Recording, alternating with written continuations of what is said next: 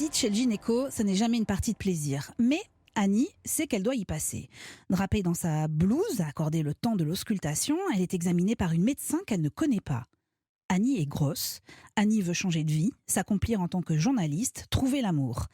Annie ne veut pas changer de corps. Alors quand cette médecin lui parle immédiatement du bypass, opération consistant à réduire le volume de l'estomac, sans chercher à connaître un peu mieux sa patiente, Annie ne comprend pas, n'accepte pas ce discours.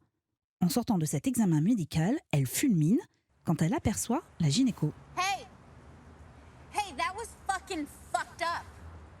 You're gonna look at me for 10 minutes and tell me to cut my stomach out? How is that medically ethical? You're a bad person. You're a bad fucking person. Fuck you. Fuck you. Bienvenue dans Seriland, zoom sur la nouvelle saison de Shrill avec des questions. Comment les séries représentent les grosses et les gros à l'écran? Leur accorde-t-on enfin une visibilité?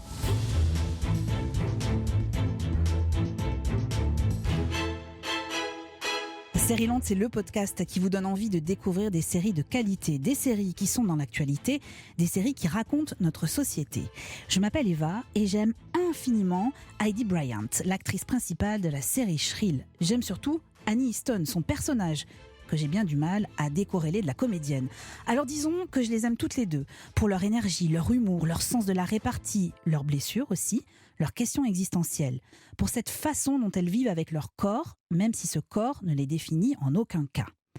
Elles sont grosses, oui, j'ai bien dit grosses, et ce n'est pas un gros mot. En revanche, être gros et grosse dans notre société donne naissance à une multitude de discriminations intolérables. Discrimination dans l'espace public, dans le domaine scolaire, professionnel, dans le domaine médical ou encore le cercle familial. La diffusion sur Canal+, de la 3e saison de Shrill est l'occasion de s'interroger sur la façon dont les séries accordent une visibilité aux personnes grosses. Le poids est-il un sujet d'ailleurs? Y a-t-il de la grossophobie dans les fictions? Comment sont représentés les gros et les grosses dans This Is Us, Dietland ou encore Euphoria? Et que nous racontent ces séries quant au rapport au corps? Et pourquoi par ailleurs les fictions s'intéressent en premier lieu aux femmes grosses et pas forcément aux hommes? Pour débattre de cette question, il nous fallait une journaliste et une experte. Delphine Rivet est journaliste chez Combini Binge et connaît ces séries par cœur. Quant à Daria Marx, elle est écrivaine, blogueuse, féministe aussi. On lui doit notamment le livre coécrit avec Eva Pérez-Bello, Gros n'est pas un gros mot, chronique d'une discrimination ordinaire, édité chez Flammarion. Elle est aussi la créatrice du collectif Gras Politique et lutte au quotidien contre la grossophobie. Elle est l'invitée experte de ce nouvel épisode de Seriland. Seriland, épisode 73.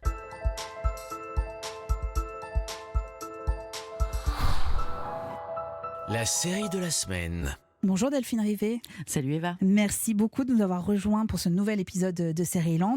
Et un grand bonjour à Daria Marx. Bonjour Daria. Bonjour. Je suis très heureuse que vous ayez accepté notre invitation. Daria, vous êtes grosse, pas ronde, ni gracieuse, ni enveloppée, et encore moins voluptueuse, parce que voluptueuse, ça renvoie à quoi? Je ne sais pas. Un yaourt, un yaourt, une mode de beurre, j'hésite. C'est ça. Non, mais vous êtes grosse et c'est pas un gros mot comme vous l'expliquez dans votre livre. Est-ce qu'on est d'accord pour garder cette terminologie pour cet épisode de Seriland? Absolument, mais je pense que si vous vous mettiez à me dire la voluptueuse Daria ou la généreuse Daria, je m'inquiéterais pour votre santé mentale. Donc gardons grosse, c'est très bien. Enfin, ceci dit, tu peux être généreuse, Delphine. mais dans voilà. Absolument. Je le suis d'ailleurs. Mais... Oui, on peut être généreuse en dehors du corps qu'on a, c'est certain. Daria, vous connaissez la série Shrill. On va pas vous spoiler parce que vous n'avez pas encore découvert la saison 3. Et puis de toute façon, c'est le principe de Seriland.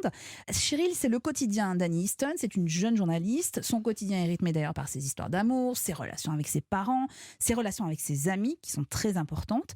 Daria, est-ce que Shrill fait partie des séries que vous aimez? Oui, c'est une série que j'aime beaucoup et c'est vraiment le personnage d'Annie est un personnage qui est très bien écrit pour moi du point de vue d'une personne grosse et on retrouve vraiment des questionnements, des situations, des énervements, plein de choses qu'on vit en fait dans notre vie quotidienne et je crois que c'est une des premières fois.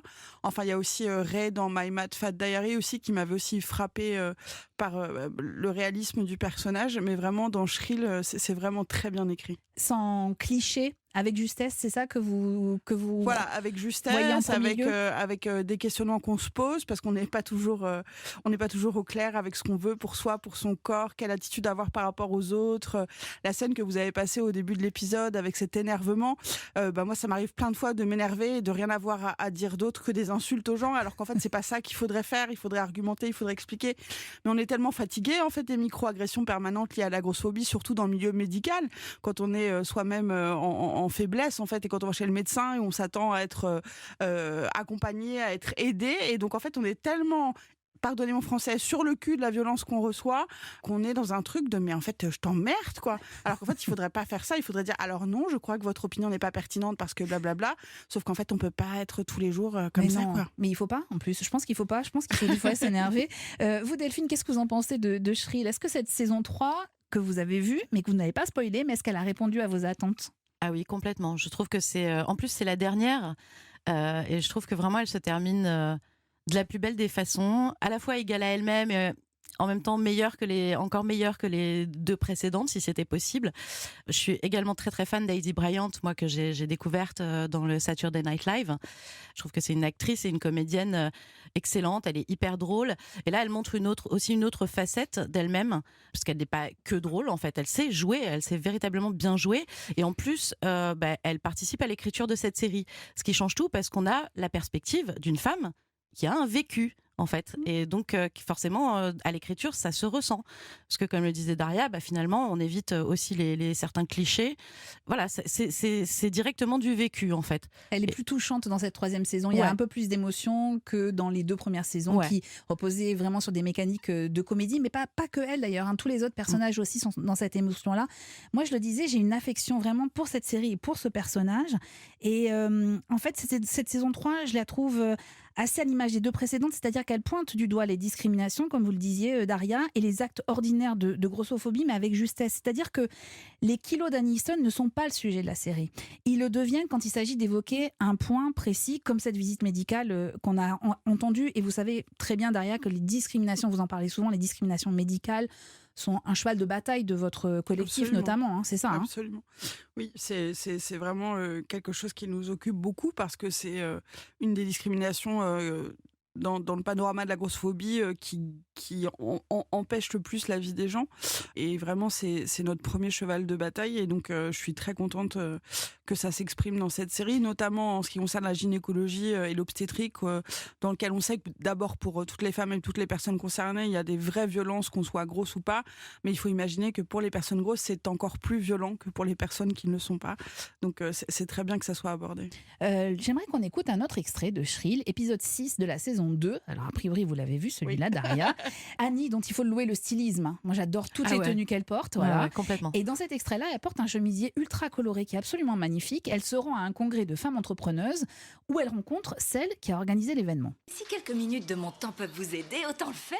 En plus, j'adore votre chemisier, alors j'étais déjà partante. Oh, c'est gentil, oui. J'ai découvert cette créatrice sur Internet. C'est toujours une galère de trouver de jolies fringues pour les femmes grosses. Waouh, j'adore que vous osiez utiliser le mot grosse. Moi, je suis pas sûre que je me permettrais de te dire ça. Oh, mais pourtant, ça me gêne pas de le dire. Je suis grosse. C'est rien d'autre que la vérité.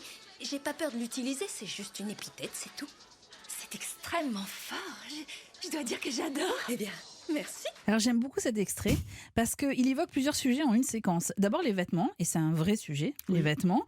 Et puis le regard de l'autre et le poids des mots, on en parlait depuis le début de cet épisode. Daria, est-ce que vous pouvez nous expliquer, d'abord pour bien comprendre de quoi on parle, le mouvement body positive qui est un peu représenté par Shrill? Alors, moi, je vois pas de body positive dans Shrill, je vois de la fat acceptance, qui sont des domaines bien différents. Vous pouvez nous l'expliquer? Je suis navrée de... Non, allez-y. Voilà, mais le body positivisme, c'est un mouvement qui était à la base lancé par des femmes grosses et noires, en fait, pour plus de représentation des corps gros et noirs sur Internet notamment, et puis partout dans la vie, et qui est un mouvement qui dit, en fait, on peut être beau à toutes les tailles, on peut être beau à tous les volumes, on peut être beau valide ou non valide, on peut être beau noir, blanc, etc.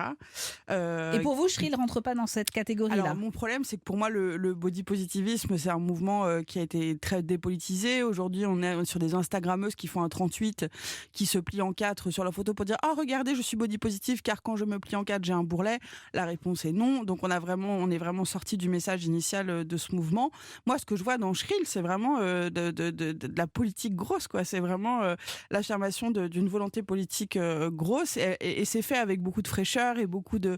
En plus, elle a ce visage qui inspire un peu, on se dit elle est naïve parce qu'elle a ses grands yeux, etc. Mais en fait, elle est très déterminée et elle sait très bien ce qu'elle fait. Donc, c'est très bien. Moi, ce que j'entends dans cette séquence, de cet extrait, c'est surtout ce truc qu'on nous dit toujours à nous, les grosses ou les personnes non valides, les personnes qui sortent un peu de la norme. C'est oh là là, t'es courageuse de te décrire, ou alors t'es courageuse de bien t'habiller, ou alors oh là là, t'es bien habillée pour une grosse, ou alors quel courage, moi je pourrais pas. Et en fait, arrêtez de nous dire ça parce que c'est très insultant.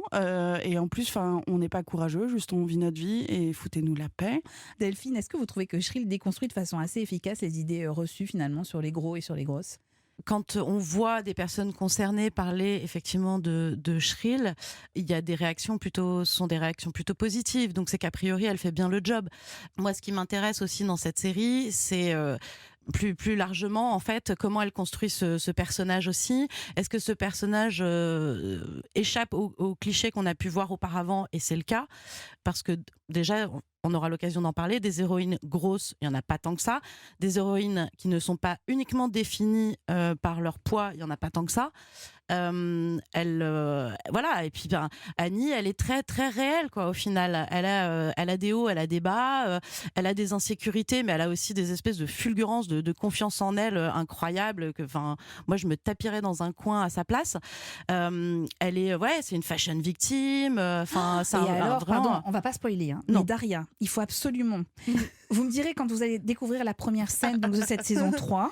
Okay. Vous m'appellerez, vous me raconterez. Donc, juste pour expliquer aux gens qui nous écoutent, ça parle de sexe. Et la scène, elle est magnifique et elle est drôle en même temps. Voilà. Et j'ai hâte de la voir parce que la question des relations sexuelles des personnes grosses dans les séries, déjà, ça n'existe pas. Donc, on est bien content que ça existe. Et le peu, quand ça existe, moi, je me souviens notamment d'une scène dans Empire où il y a une scène de sexe entre, j'ai oublié le nom de l'actrice, qui est une femme grosse et noire, qui a une relation sexuelle. Et tous les commentaires des gens après l'épisode, c'était « Mais c'est impossible, ça n'existe pas, une femme comme ça pourrait jamais se taper un mec comme ça, ta. » Alors si, déjà, merci. Et ça n'existe pas, en fait. La sexualité des personnes grosses est absolument inexistante de toutes les séries, quoi. L'actrice est Gaboré Sibyl, voilà, de Empire. Et vraiment, mais vous allez voir, on parle de sexe. Et on en parle beaucoup dans cette saison 3. Et ça fait du bien, d'ailleurs. Daria, est-ce que d'une façon générale, vous diriez qu'on accorde un peu plus de visibilité aux personnes grosses dans les séries ? Pas du tout, hein. Pas du tout. Vous avez l'impression que ça n'avance pas du tout. Après, c'est toujours difficile de trouver si, il y a du problème parce qu'on part de zéro. Donc, on se dit, bon, il y a Shrill, on passe à 100% du coup. Ouais. Mais c'est quand même assez petit. Et puis c'est des séries qui sont américaines, qui sont anglaises ou qui sont ailleurs. En France, par exemple, alors on a la chance d'avoir Charlotte Gassio qui joue dans certaines productions françaises, etc.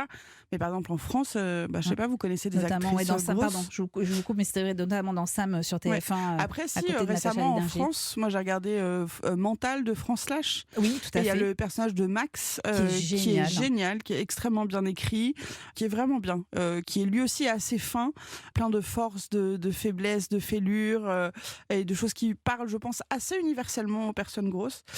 Donc ça, je tenais à le saluer, mais sinon on part de loin. Et malheureusement, les séries sont le reflet du reste des médias. Enfin, il n'y a pas de gros à la télé, il y a sans doute des gros à la radio, mais on ne le sait pas. Enfin, voilà, c'est compliqué, quoi. On vous recommande, mais 1000 fois, Mental. Les 2 saisons, elles sont extraordinaires. Ouais. Vraiment, c'est la série à regarder sur France.tv. Je vous propose de refermer ce chapitre de Shrill et que je vous recommande évidemment grandement, vous l'aviez bien compris, c'est sur Canal+, et sur MyCanal. On va passer au décryptage de la semaine. Comment 3 autres séries accordent une forme de visibilité aux personnes grosses. Et voilà le moment du décryptage de la semaine. Daria, il y a juste un petit détail dans votre livre, j'aimerais juste, je ne sais pas si vous vous en souvenez, mais vous m'avez tellement fait rire avec ça. Dans le livre, vous dites que vous faites parfois une recherche sur Google, les gros sont... Oui. Et est-ce que vous pouvez vous vous souvenez dans le livre ce que vous écrivez ou pas? Non, je me souviens pas exactement. Vous dites, alors, les gros sont difficiles à kidnapper. Oui, c'est vrai. J'adore ça. C'est un mème extrêmement connu. Quelle horreur.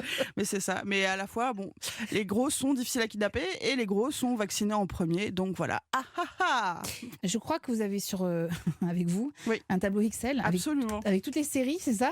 Alors en fait, on a demandé avec Gras Politique aux gens de notre Instagram de nous parler de leurs idoles grosses dans les séries. Et donc Cristal de Gras Politique m'a fait un petit tableau Excel avec toutes les réponses que j'ai Et eues. vous avez une idée de combien de personnages vous avez dans ce tableau Excel? Alors j'en ai 70. 70 personnages Ouais. qui sont gros ou grosses. Alors après, on a eu des débats sur qui était vraiment gros ou pas. Je vais pas vous le cacher. C'est intéressant. Alors par exemple, Alors par exemple, dans Breaking Bad, on m'a parlé de Bryan Oui. Cranston. On s'est dit qu'il est gros ou pas. Ah. Moi, je pense que non. Chris Non. Pratt dans Parks and Rec. Alors Au début, oui. non, mais Au enfin, je sais début, pas dans si les on peut premières qualifier de saisons. gros. Sarah ouais. Ramirez dans Grey's Anatomy. Oui. Et Oui. Bob Ducan dans Bonne Chance Charlie. Je ne connais Je pas. connais ce- pas non plus. Je connais pas non plus. Ça, c'était un piège. En fait, on vous a mis une C'est série ça, qui peut-être qu'on n'existe m'a pas mis, au on m'a milieu. mis une boulette. Mais après, c'est vrai que dans cette liste, c'est bête, mais moi, mon idole grosse, c'est James Gandolfini, quoi. Ouais. Enfin, c'est Dans Les vraiment, Sopranos. dans Les Sopranos. Enfin, moi, je me prends régulièrement pour James Gandolfini, donc je suis très contente qu'il soit dans cette liste. Vous me faites un peu peur. C'est vrai que c'est un excellent modèle. Alors nous, on en a retenu que 3 dans Série-Land parce qu'évidemment on peut pas évoquer tous ces personnages, mais je pense notamment à celui de Kate dans This Is Us qui est à voir sur Amazon Prime Video. Je rappelle simplement le pitch. La série relate en fait l'histoire d'une famille, des parents dans les années 70 et leurs 3 enfants, des jumeaux et un petit garçon qui a été adopté. Et ces 3 enfants vont devenir à leur tour parents, notamment, mais surtout adultes pour commencer évidemment. Kate, elle est en couple, elle souffre beaucoup de ses kilos en trop. Elle est interprétée par Chrissy Metz. Et d'ailleurs, il faut noter qu'on a arrêté de prendre des comédiens et comédiennes minces, affublés de simili, les faisant passer pour des personnes grosses, pour enfin embaucher des actrices et des acteurs gros. Dans l'extrait qui suit, Kate vient de passer une audition comme chanteuse et le directeur de casting ne veut pas d'elle. It's been 7 hours and 15 days since you took your love away.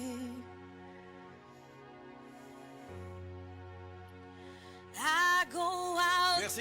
Merci. J'ai beaucoup aimé la 5. Appelle-la, dis-lui de venir jeudi prochain à 17h, je n'y arrive pas. Non, vous ne vous débarrasserez pas de moi comme ça. Vous ne me jetterez pas comme ça sous prétexte que je ne ressemble pas à cette fille. Je sais que je ne suis pas celle que vous cherchez, mais je ne vais pas sortir de cette pièce et vous laisser donner sa chance à une chanteuse moins douée, tout ça parce qu'elle pèse 50 kilos. Parce que j'ai déjà vécu plusieurs fois ce genre de situation dans ma vie. Et je ne veux plus la revivre. Je ne veux plus jamais la revivre. Amber, nothing compares to you.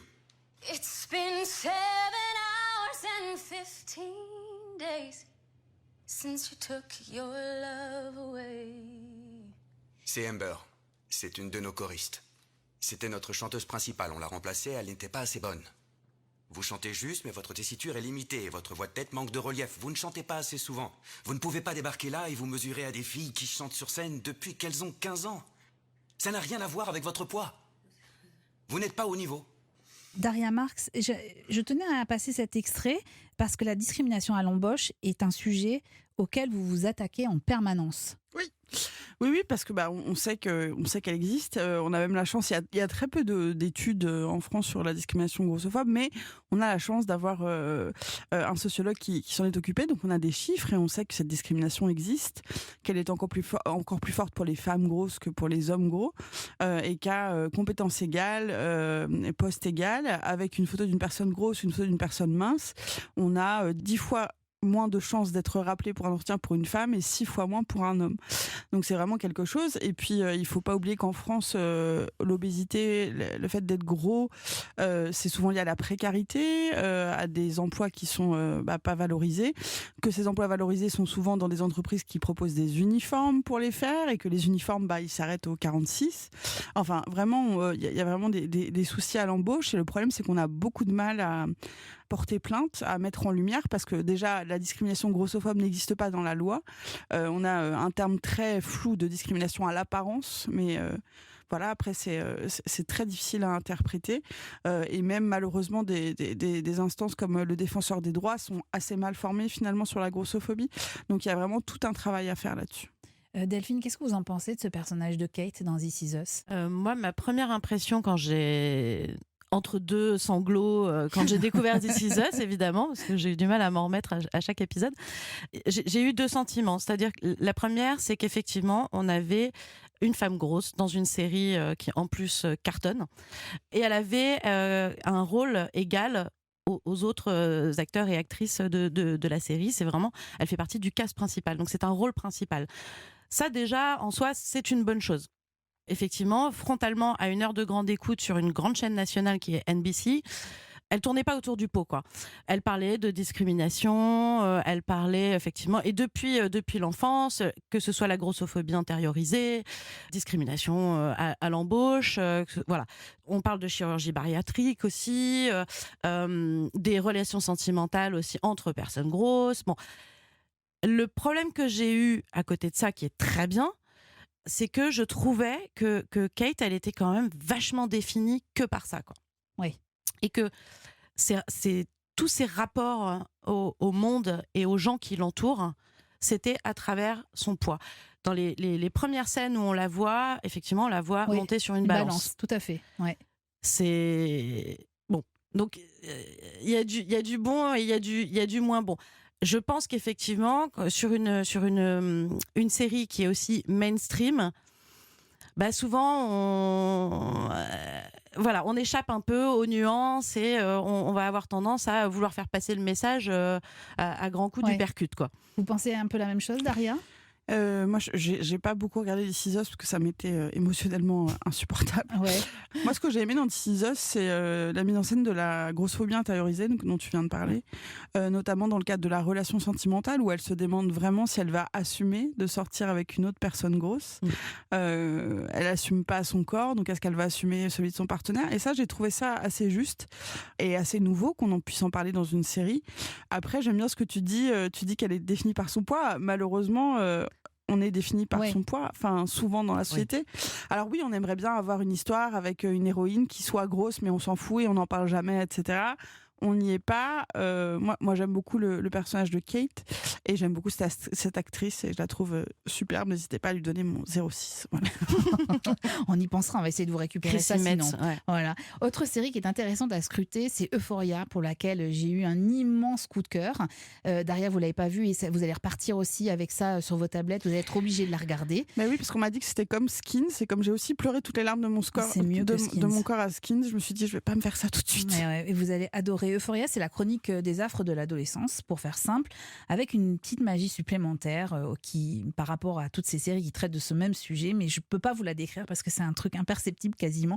C'est sur OCS et c'est vraiment la série à voir. Et parmi les ados, il y a Kat. Alors Kat, elle est grosse et Roux, l'héroïne principale, nous raconte la jeunesse de son amie en question. Pendant les 8 jours qu'avait passé Kat sur cette île à la con, elle avait bu 72 pina coladas sans alcool. Elle était au paradis.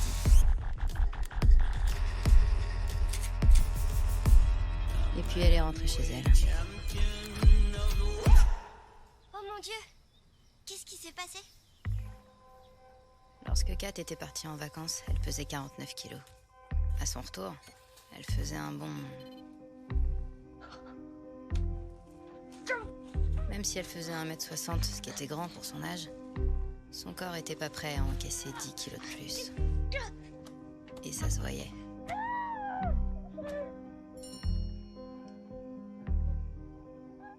Ce personnage de Kat, qui est incarné par Barbie Ferreira, est extrêmement intéressant parce qu'on le voit évoluer en peu de temps dans la série. C'est-à-dire que cette jeune femme apprend à vivre avec son corps, elle le met en valeur, elle l'utilise aussi, et c'est là où je voulais en venir, elle l'utilise aussi pour combler les fantasmes des hommes sur Internet, contre de l'argent. Elle arrive à se faire de l'argent avec son corps. Et Daria, ça permet aussi d'aborder un sujet qui me semblait très important, l'origine de ces kilos, parce que là on le voit, elle est gamine, elle boit des pina coladas, on sent qu'il y a quand même un problème avec la maman et c'est le temps d'un été où en fait elle prend 10 kilos. Le gros ou la grosse n'est pas la personne qui s'empiffre pour le plaisir de s'empiffrer. Ce rapport à la nourriture révèle souvent des blessures multifactorielles, on est d'accord? Alors, des blessures multifactorielles, je sais pas, des blessures peut-être, un manque d'accès à la nourriture de qualité, à la nourriture équilibrée, un manque d'accès à la nourriture tout court, de la précarité, un problème génétique, un problème métabolique, des troubles du comportement alimentaire, ou juste une nature. En fait, il y a toujours eu des gros, et puis il y a des gens qui sont génétiquement programmés pour être plus gros que d'autres. Il y a vraiment beaucoup de raisons pour être gros. Moi, ce que j'aime bien demander en ce moment aux gens, c'est en fait, qu'est-ce que ça peut vous faire ? Pourquoi on est gros ? Enfin, moi, je commence à me fatiguer un petit peu, c'est pas contre vous, je dis ça, mais à me fatiguer un petit peu de devoir toujours justifier de pourquoi je suis obèse. En fait, tu dois m'accorder le respect parce que j'ai beaucoup souffert. En fait, non, tu dois juste m'accorder le respect parce que je respire et que je suis un être humain. Et c'est vrai que je commence à être un peu lassée des discours un peu misérabilistes sur elle est grosse, mais elle a été victime de ceci ou de cela quand elle était petite. Oui, mais regardez comme elle a souffert. En fait, non. En fait, je suis grosse et j'ai les mêmes droits que... Je suis une citoyenne à part entière. J'ai les mêmes droits que les autres. Mais oui, effectivement, l'obésité, si on parle d'obésité en tant que maladie, est une maladie multifactorielle et qu'on ne réglera pas en mettant les gens au régime. On est bien d'accord. Delphine, il y a sous-tendu dans Euphoria aussi le sujet de la sexualité et ça rappelle aussi que tous les sites pornographiques regorgent de ces catégories grosses. C'est ça aussi qui est un peu dénoncé dans Euphoria avec ce personnage de Kat. Oui, complètement. C'est dénoncé et en même temps, en parallèle, ça montre le personnage de Kat qui, en fait, quasiment du jour au lendemain, elle nous fait un relooking. Elle devient une dominatrix, bombe sexuelle. Enfin. Donc il y a quelque chose à la fois de positif là-dedans, c'est-à-dire que elle était très effacée, elle avait envie de disparaître avant, et tout d'un coup, voilà, en tout cas, elle explore. On ne sait pas si c'est une bonne décision ou pas, peu importe. En tout cas, elle explore, elle a envie de... Et puis, elle se rend compte qu'elle est désirable pour certains hommes. Et c'est là qu'aussi, en même temps, elle se rend compte qu'elle est fétichisée.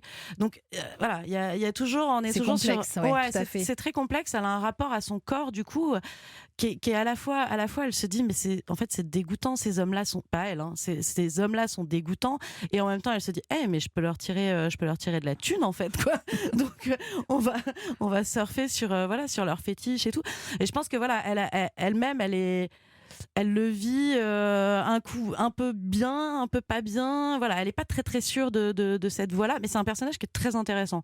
Et elle aussi, elle a un look de fou, quoi. Elle est géniale. Daria, vous disiez à juste titre qu'on parlait pas beaucoup de sexualité, mais là on en parle beaucoup à travers ce personnage, mais pas qu'à travers ce personnage. C'est d'une façon générale, on parle beaucoup de sexualité dans Euphoria. D'ailleurs, Daria, on en a pas encore parlé, mais depuis le début de cet épisode, quand même, on parle quasiment essentiellement de femmes grosses. Oui. Les hommes gros sont très peu représentés. Je vais reprendre ma liste, faites attention à tout moment. Donc moi, James Gandolfini, j'en ai déjà parlé, mais mon amour est absolu. Moi, c'est un homme. Et c'est un homme. J'aime beaucoup Cameron Tucker quand même dans Modern Family, qui est un homme gros. Alors d'ailleurs, en parlant de Modern Family, vous me faites penser à une chose, c'est que je me suis aperçue que les personnages masculins gros, souvent ce sont les enfants. Par exemple, dans Modern Family, Manny, le petit garçon, est gros. Ouais, mais c'est jamais un sujet. Et Cameron, c'est un peu un sujet parce qu'il veut se mettre au régime de temps en temps et c'est abordé de façon très légère, mais c'est quasiment pas un sujet, quoi. Mais donc on est d'accord, les hommes gros, c'est pas forcément un sujet. Ça passe mieux, les hommes gros. Enfin, je veux dire, pardon, je suis obsédée par James Gandolfini aujourd'hui, mais ça choque personne que James Gandolfini, le patron mafieux, soit un espèce de gros libidineux avec un cigare. Enfin, ça rentre parfaitement. C'est même la figure du mafieux. On imagine un mafieux aussi comme ça, qui va manger ses pâtes. Et je voulais en placer une pour Titus Andromedon aussi, dans Unbreakable Kimmy Schmidt, qui est notre idole à toutes et à tous, et on l'adore, qui nous a vraiment régalé de Pinot Noir. C'est vrai, vous faites bien. Alors je voulais terminer avec un autre personnage dans une autre série sur laquelle je suis un peu plus réservée, mais votre avis m'intéresse en l'occurrence. Ça s'appelle Dietland, elle est disponible sur Amazon Prime Video. Elle raconte l'histoire de Prune, qui est ghostwriter pour la patronne d'un magazine féminin. Prune, elle est grosse, elle s'apprête à se faire opérer, mais il y a une suite d'événements qui va la pousser à annuler l'intervention au moment où, en parallèle, un groupe de terroristes femmes tue des hommes évoluant dans l'entourage de sa patronne. On va la retrouver d'ailleurs, Prune, elle est aux côtés de son meilleur ami et de sa mère. Je ne veux pas être un mannequin sur pattes, d'accord ? Je veux juste pouvoir embarquer dans un avion et ne pas devoir m'excuser auprès du passager à côté de moi. Je veux pouvoir aller au bar et qu'un type un peu lourd vienne m'importuner et qu'ensuite on puisse débattre sur la question de savoir si je lui plais vraiment ou s'il veut juste tirer son coup. Je sais, Prune. Oh non ! Tu sais pas, tu peux pas savoir. Avec le sevrage, j'ai recommencé à sentir des choses et j'ai compris pourquoi j'avais tout fait pour pas que ça arrive. Ne dis pas ça, ma chérie. Non, mais... En fait, ce que j'ai compris, c'est que je ne veux pas me détester comme ça. C'est le monde entier qui me déteste. On me déteste d'être comme je suis. Chaque jour, je me réveille dans ce corps et chaque jour, je vois bien qu'on me regarde comme si j'avais la peste. Je suis qu'un point noir aux yeux des gens. On m'observe comme si j'étais un monstre, on se moque de moi, on m'engueule. Et le pire de tout, c'est quand on me dit « Prune, vous avez un si joli visage ». Et qu'ensuite on m'explique comment je suis censée réparer mon corps. Parce que c'est pas normal d'être comme je suis. Daria, vous l'avez vue cette série, Oui, Dietland? je l'ai vue, ouais. Et qu'est-ce que vous en pensez? Moi, j'ai vraiment beaucoup aimé. C'est vrai? J'ai vraiment beaucoup aimé. J'ai trouvé ça enthousiasmant. Ah oui, à ce point-là? ouais, moi, Alors ça qu'elle est m'a- un peu noire, la série, quand même. Oui, bon. Mais Je sais que vous êtes féministe, mais voir des hommes tomber par la fenêtre, c'est pas forcément une très très bonne nouvelle. On est No d'accord? comment. Gros silence dans. Non. Ouais. Vous auriez poussé les hommes par la fenêtre?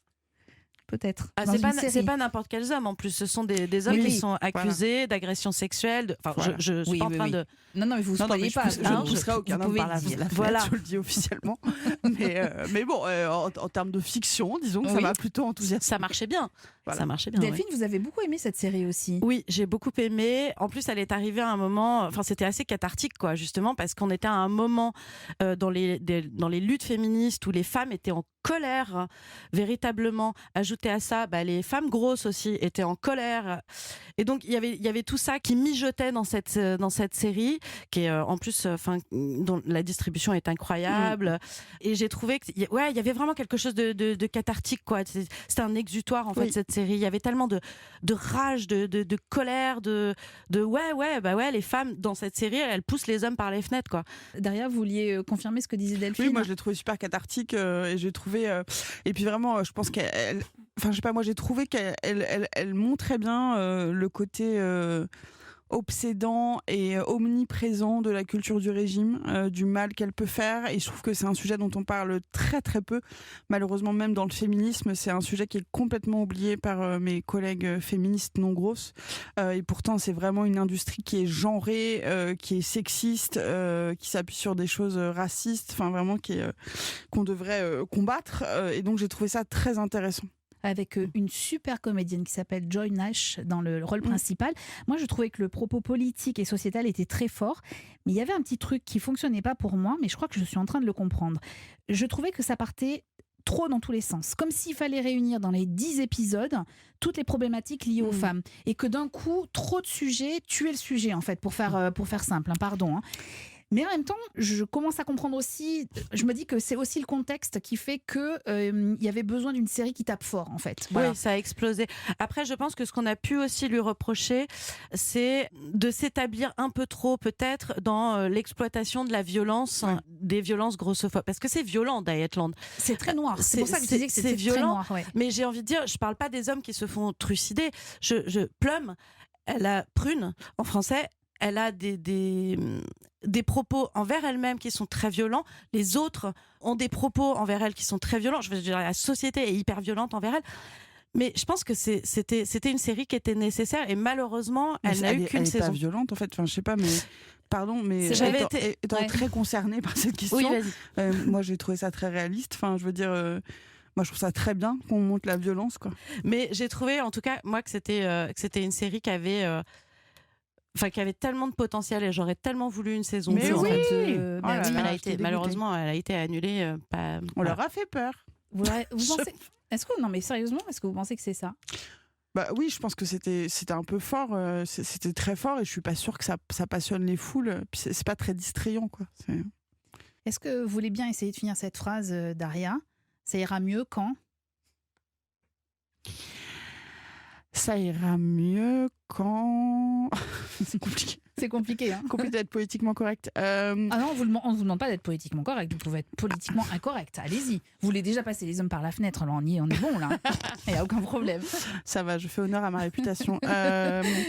Non, ça irait mieux quand on traitera les personnes qui ne sont pas des hommes et les personnes qui ne sont pas des personnes minces comme des vrais êtres humains, et quand ils auront ces personnes-là, quand ils et elles auront les mêmes accès aux soins, les mêmes chances, la même paix, la même sérénité dans l'espace public, le même accès aux bancs dans le métro, au siège de train, à l'emploi, à la PMA, puisque je rappelle que les personnes grosses qui ont un IMC supérieur à 30 sont souvent exclues des parcours de procréation médicalement assistée. Et encore, c'est ça, je parle des hétérosexuels évidemment, puisque je ne parle même pas des lesbiennes qui n'ont pas le droit à la PMA. Donc ça ira mieux quand on se traitera tous comme des êtres humains, quoi. On se donne rendez-vous dans un an déjà pour faire le point et regarder comment les séries traitent de tout ça. Je suis vraiment pas optimiste aujourd'hui, j'aurais dit 10, mais d'accord. Dans 10 ans, si vous voulez, moi ça me va bien aussi. Merci infiniment à toutes les deux d'avoir participé à cet épisode de Série-Land. Delphine Rivet, on vous retrouve sur Combini Binge pour tout savoir de l'actualité des séries. Daria Marx, merci beaucoup pour votre regard éclairé sur ces questions. Je conseille grandement votre livre Gros n'est pas un gros mot, chronique d'une discrimination ordinaire. C'est édité chez Flammarion. On peut également vous lire sur votre blog, et pour tout savoir sur votre collectif, c'est sur gras-politique.wordpress.com. Il n'y a pas de E à WordPress évidemment. Comme chaque semaine, je vous quitte avec une réplique entendue dans une série. En l'occurrence, je l'ai trouvée dans un épisode de This Is Us. Jack, le père, qui dit « Je vais saisir la vie que je suis censé avoir au lieu d'attendre qu'elle vienne à moi ».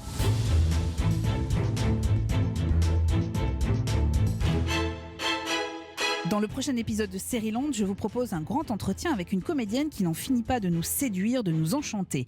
Entre deux tournages, Alice Belaïdi nous rejoindra pour évoquer notamment la série Hippocrate. Série-Land est un podcast Europe 1 Studio produit par Timothée Magot, réalisé par Christophe Pierrot et préparé en coulisses par l'équipe composée de 3 super filles, Clémence Olivier, Magali Buteau et Salomé Journeau.